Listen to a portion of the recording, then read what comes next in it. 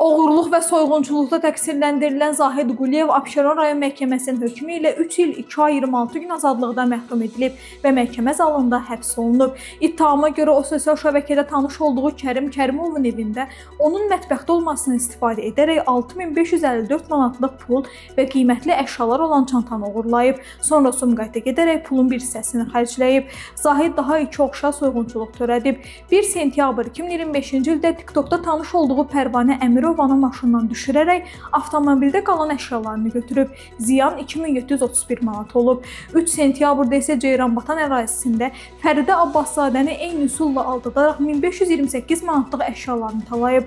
O, Cinayət Məcəlləsi müvafiq maddələri ilə təqsirli bilinib. Təqsirləndirilən şəxs məhkəmədə bildirib ki, əvvəl Kərim Kərimovu qadın zənn edib, cinsi azlıq nümayəndəsi olduğunu öyrəndikdən sonra əlaqəni kəsib. Lakin maddi çətinlik səbəbilə yenidən əlaqə saxlayaraq oğurluq edib.